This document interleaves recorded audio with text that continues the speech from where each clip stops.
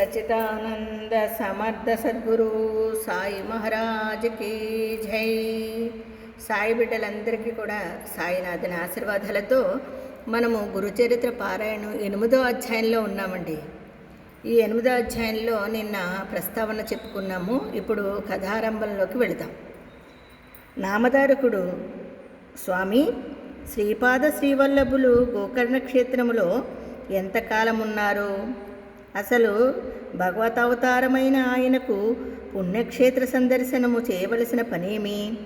నాకు ఈ సందేహాన్ని నివృత్తి చేసి అటుపై శ్రీపాదస్వామి చరిత్ర తెలపండి అని కోరాడు. ఎవరు? నామధారకుడు. సిద్ధయోగి ఇలా చెప్పారంట. శ్రీపాదస్వామి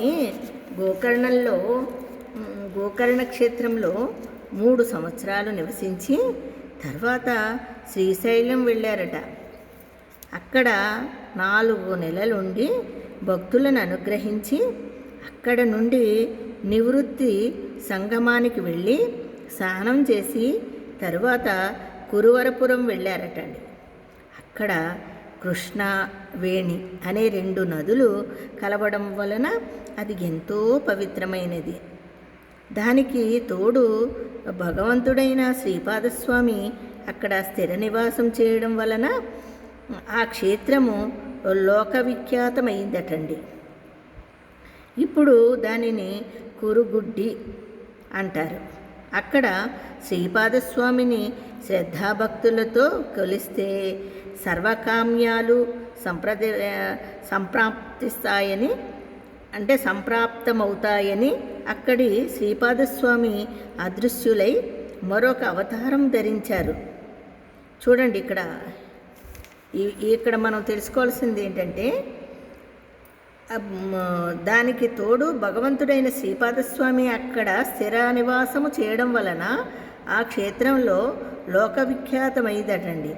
ఇప్పుడు దానిని కురుగుడ్డి అంటారు ఆ క్షేత్రాన్ని.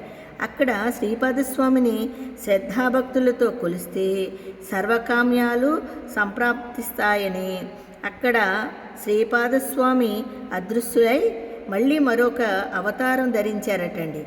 అయినా ఇప్పటికీ ఆ కురుపురంలోని ఆయన గుప్త రూపంలో స్థిరంగా ఉన్నారటండి. కురుపురంలో ఆయన గుప్త రూపంలో స్థిరంగా ఉన్నారట. శ్రీపాదవల్లభులు సాక్షాత్తు భగవంతుడే. వారి పాదాలలో సర్వతీర్థాలు ఉంటాయి.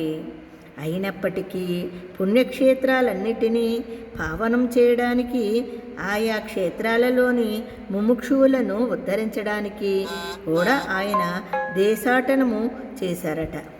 పుణ్యక్షేత్రాలు, పుణ్యనదులు తమను సేవించిన భక్తుల పాపాలు చిరకాలము కడిగివేయడం వలన చివరకు అవే మలినమవుతాయట.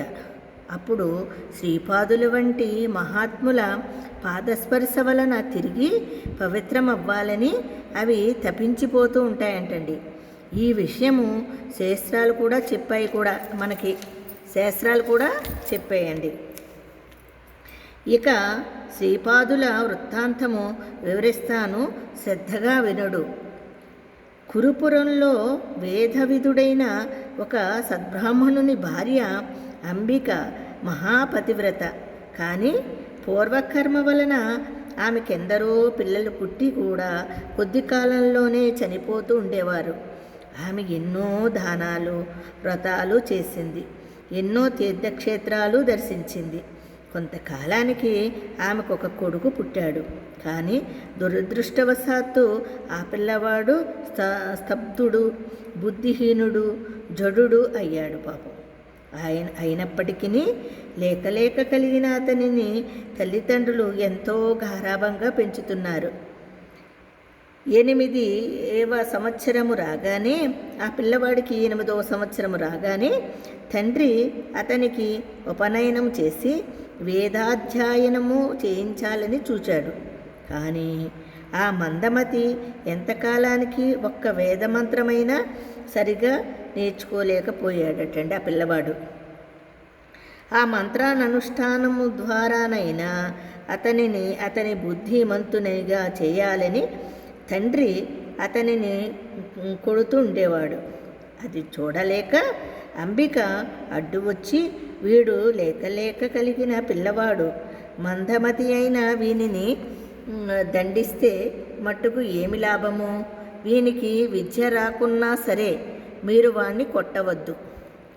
బ్రతికినంతకాలము వీనిని ఇకనైనా సుఖంగా బ్రతకనివ్వండి. ఇక మీదట మీరు వానిని శిక్షిస్తే నేను మీ ఎదుటే బావిలో దూకి మరణిస్తాను అన్నదటండి. ఆ బ్రాహ్మణుడు కూడా ఆలోచించి ఆ పిల్లవాడు అజాగళస్తనము వలె వ్యర్థుడని తలచి నిరాశ చెంది ఊరుకున్నాడటండి. పాపం మరి ఎంతైనా లేక లేక కలిగాడు, పాపం మందబుద్ధితోనే పుట్టాడు. మరి అతన్ని కొట్టి తిట్టితే ఏం ఉపయోగం ఉంటుంది? ఆ తల్లి హృదయము దవించింది. అందుకని ఆయనకి ఈ విధంగా చెబుతుంది, మీరు ఆయన్ని కొడితే నేను చనిపోతాను అని. అప్పుడు ఇంకేం చేస్తాడంటే ఆ పిల్లవాడు అజాగళస్తనము వలె వ్యర్థుడని అది తెలిసి తండ్రి ఇంకా వీడికి ఎన్ని చెప్పినా ఇంతేలే, వీడు దేనికి పనికిరాడు అన్నట్టుగా తండ్రి ఇంకా ఏమీ చేయడండి, కొట్టడం తిట్టడం ఏం చేయడు. మరి రేపొద్దున తెలుసుకుందాం కథమది. అంతవరకు అందరికీ సాయిరామండి. జై గురుదత్త, శ్రీ గురుదత్త.